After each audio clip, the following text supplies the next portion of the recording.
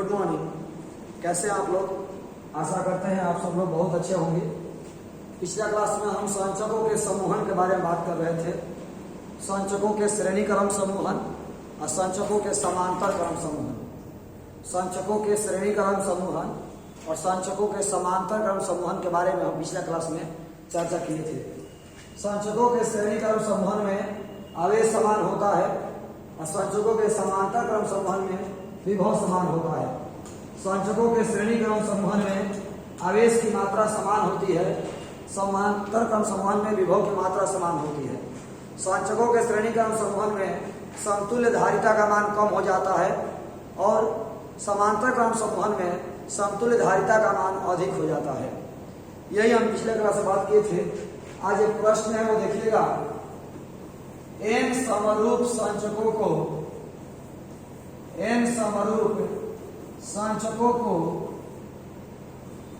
पहले समांतर क्रम में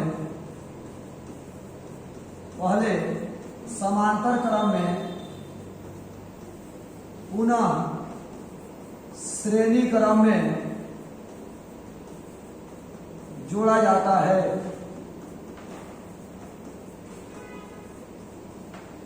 n समरूप संचकों को पहले समांतर क्रम में पुनः श्रेणी क्रम में जोड़ा जाता है तो दोनों स्थितियों में समतुल्य धारिता का अनुपात ज्ञात करें। दोनों स्थितियों में समतुल्य धारिता का अनुपात ज्ञात करें।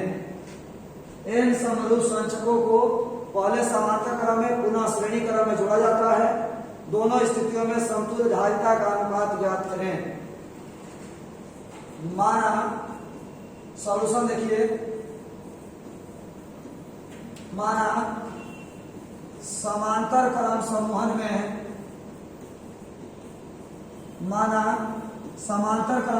में समतुल्य धारिता बराबर Cp। माना समांतर क्रम समूहन में समतुल्य धारिता बराबर Cp। Cp बराबर C1 plus C2 plus C3 plus dot dot dot dot nवां पद।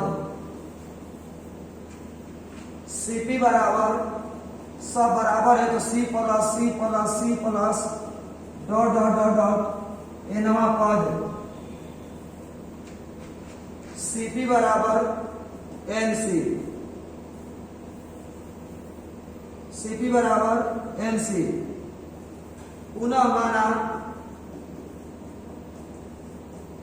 श्रेणी क्रम समूहन में समतुल्य धारिता बराबर Cs। श्रेणी क्रम समूहन में समतुल्य धारिता बराबर Cs। 1/Cs बराबर 1/C1 plus 1/C2 plus 1/C3 plus dot dot dot dot nवां पद। 1/Cs बराबर 1/C plus 1/C plus 1/C plus dot dot dot dot nवां पद।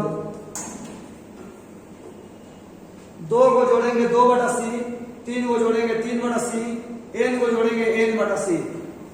2 को जोड़ेंगे 2/C, 3 को जोड़ेंगे 3/C, 4 को जोड़ेंगे 4/C, n को जोड़ेंगे n/C। तो 1/Cs बराबर n/C। तो Cs बराबर C/n। यह हमारा श्रेणी क्रम समूहन में समतुल्य धारिता हुआ। यह हमारा समांतर क्रम समूहन में समतुल्य धारिता है और यह श्रेणी क्रम समूहन में समतुल्य धारिता है। अब प्रश्न से दोनों स्थितियों में समतुल्य धारिता का अनुपात Cp/Cs बराबर Nc/C/n। Nc/C/n।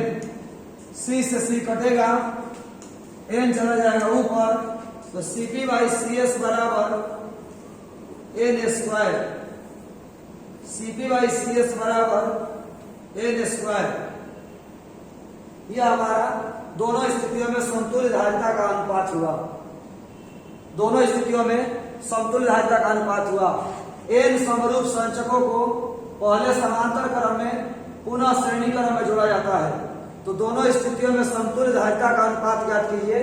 तो Cp बराबर NC हुआ और CS बराबर C बाई N हुआ। तो Cp बाई CS बराबर सॉल्व कर दिए एन स्क्वायर। ये हमारा फाइनल हुआ। इसी पर एक न्यूमेरिकल देख लीजिए, एक एग्जांपल देखिए। 8 समरूप संचकों की धारिता 20 माइक्रोफैराड है। पहले समांतर क्रम में पुनः श्रेणी क्रम में जोड़ा जाता है। तो दोनों स्थितियों में समतुल्य धारिता का अनुपात ज्ञात करें। दोनों स्थितियों में समतुल्य धारिता का अनुपात ज्ञात करें। एन का मान दे दिया है 8 और सी दे दिया है 20 माइक्रोफैराड। तो Cp बाई सी एस पूछ रहा है। Cp बाई सी एस बराबर एन स्क्वायर। तो Cp बाई सी एस बराबर 8 का स्क्वायर। तो Cp बाई सी एस बराबर 64। ये अब कैंसिल हो गया। अब 20 से हमें कोई लेना देना नहीं है। 20 का मान 30 हो, 50 हो, 100 हो, उससे मुझे फर्क नहीं पड़ता। Direct N square. एन का मान 8 है, 8 × 64, 10 होता तो 10 दाई 100, 5 होता तो 5 × 25। जो रहेगा वही रख देंगे, बात खत्म। कोई दिक्कत ही नहीं है। Cp बाई सी एस बराबर N square. Cp by C S बराबर एन स्क्वायर, वही वाला फॉर्मूला हो गया। Direct Cp by C S बराबर एन स्क्वायर। एन का मान बिठा दिए, सॉल्व कर दिया, आंसर आ गया। कोई दिक्कत नहीं है। अगला जो हमारा टॉपिक है वो है वान डे ग्राफ जनरेटर। वान डे ग्राफ जनरेटर के क्रियाविधि का,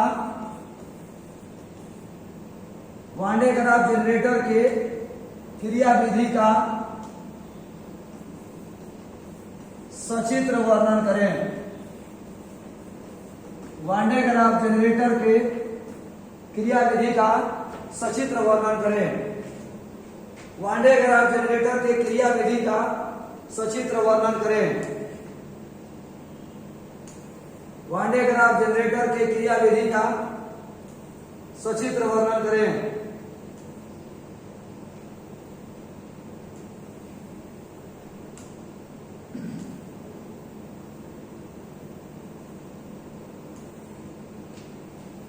यही हमारा वान डे ग्राफ जनरेटर है।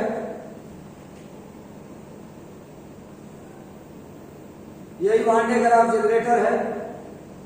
वह विद्युतीय यंत्र जिसके द्वारा अत्यंत उच्च विभवांतर उत्पन्न किया जाता है वान डे ग्राफ जनरेटर कहलाता है।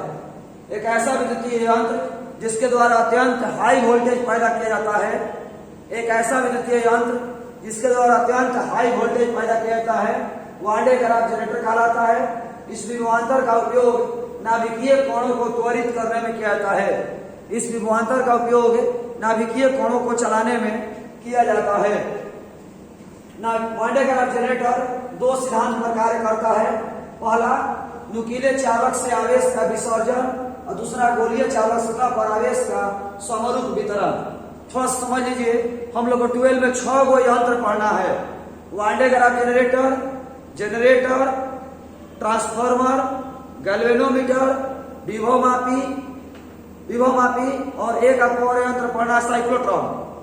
फिर से एक बार समझिए, Van de Graaff generator, generator, transformer, galvanometer, विभवमापी और साइक्लोट्रॉन, 6 गो यंत्र पढ़ना है। सब में एक ही कंसेप्ट है। पहले परिभाषा लिखेंगे, फिर सिद्धांत लिखेंगे, फिर बनावट, फिर क्रिया विधि। सब में एक ही तरीका है। पहले परिभाषा, फिर सिद्धांत, फिर बनावट, फिर क्रिया विधि। साइज हो गया तो ठीक, नहीं तो गुण, दोष, लाभ, हानि, उपयोग लिख करके साइज बढ़ा देना है। वान डे ग्राफ जनरेटर में पहले परिभाषा, फिर सिद्धांत, फिर बनावट, फिर क्रिया विधि, फिर गुण, दोष, लाभ, हानि, उपयोग जो भी है वो लिख देना है। तो वान डे ग्राफ जनरेटर क्या है? तो एक ऐसा यंत्र जिसके द्वारा अत्यंत हाई वोल्टेज पैदा किया जाता है। एक ऐसा यंत्र जिसके द्वारा अत्यंत हाई वोल्टेज पैदा किया जाता है, वान डे ग्राफ जनरेटर कहलाता है। तो इस विभवांतर का उपयोग नाभिकीय कोणों को त्वरित करने में किया जाता है। यह दो सिद्धांत पर कार्य करता है। नुकीले चालक से आवेश का विसर्जन और दूसरा गोलीय चालक सतह पर आवेश का समरूप वितरण। नुकीले चालक से आवेश का विसर्जन और दूसरा गोलीय चालक सतह पर आवेश का समरूप वितरण। इसका डायग्राम देखिएगा, इसका डायग्राम थोड़ा देख लीजिए आप लोग।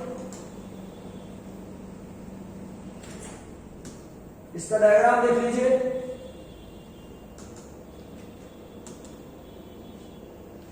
ये है आपका वान डे ग्राफ जनरेटर का डायग्राम।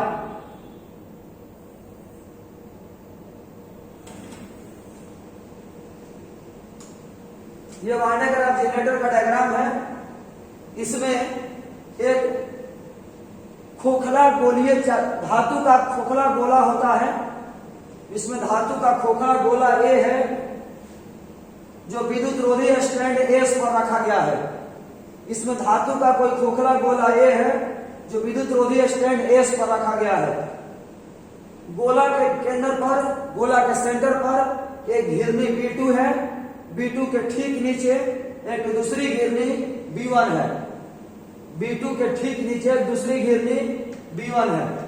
B1 एवं B2 पर एक कुचालक पदार्थ का बेल्ट चढ़ा रहता है, फीता चढ़ा रहता है, जिसको विद्युत मोटर से चलाया जाता है। B2 के समीप नुकीला छड़ P2 है जो गोला से जुड़ा है। अब B1 के समीप नुकीला छड़ P1 है जो बैटरी के धन ध्रुव से जुड़ा है। चित्र में एक धातु का खोखला गोला है जो विद्युत रोधी स्टैंड एस पर टिका है। चित्र में धातु का एक खोखला गोला है जो विद्युत रोधी स्टैंड एस पर टिका है। गोला के सेंटर पर घिरनी B2 है। B2 के ठीक नीचे घिरनी B1 है। B2 के ठीक नीचे घिरनी B1 है। B2 के समीप नुकीला छड़ P2 है जो गोला से जुड़ा है। B1 के समीप नुकीला छड़ P1 है जो बैटरी के धन ध्रुव से जुड़ा है। फीता को विद्युत मोटर से चलाया जाता है। फीता जो है कुचालक पदार्थ का बना होता है जिसको विद्युत मोटर से चलाया जाता है। फीता को विद्युत मोटर से चलाया जाता है, ये आपको ध्यान में रखना है। इसके बाद कह रहा है, ध्यान दीजिएगा कि क्रिया विधि काम कैसे करता है। तो बहादुर कह रहा है कि नुकीला छड़ P1 बैटरी के धन ध्रुव से जुड़ा है। नुकीला छड़ P1 बैटरी के धन ध्रुव से जुड़ा है, इसीलिए छड़ पर धन आवेश आ जाता है। नुकीले सिरे पर क्षेत्रफल कम होने के कारण आवेश का पृष्ठीय घनत्व अधिक हो जाता है। नुकीले सिरे पर क्षेत्रफल कम होने के कारण आवेश का पृष्ठीय घनत्व अधिक हो जाता है और आवेश विसर्जित होकर बेल्ट पर चला आता है। चूंकि ये बेल्ट गतिमान है, इसीलिए आवेश यह चलते चलते P2 के पास पहुंचता है। इसीलिए यह आवेश चलते चलते P2 के पास पहुंचता है। P2 के पास पहुंचता है। चूंकि प्रेरण विधि से P2 के नजदीक वाले सिरे पर ऋण आवेश और दूर वाले सिरे पर धन आवेश उत्पन्न होता है। प्रेरण विधि से नजदीक वाले सिरे पर ऋण आवेश और दूर वाले सिरे पर धन आवेश उत्पन्न होता है। चूंकि यह धातु के गोला से जुड़ा है, इसलिए धन आवेश गोले पर चला जाता है। बच जाता है P2 पर केवल ऋण आवेश। ऋण आवेश बेल्ट पर के धन आवेश को उदासीन कर देता है और यह उदासीन बेल्ट के नीचे चला आता है। फिर से यहां से आवेश उठाता है, ये आवेश यहां ले जाता है। प्रेरण विधि से नजदीक वाले पर ऋण आवेश, दूर वाले पर धन आवेश उत्पन्न होता है। धन आवेश गोले पर चला आता है। बच गया केवल ऋण आवेश। ऋण आवेश बेल्ट पर के धन आवेश को उदासीन कर देता है।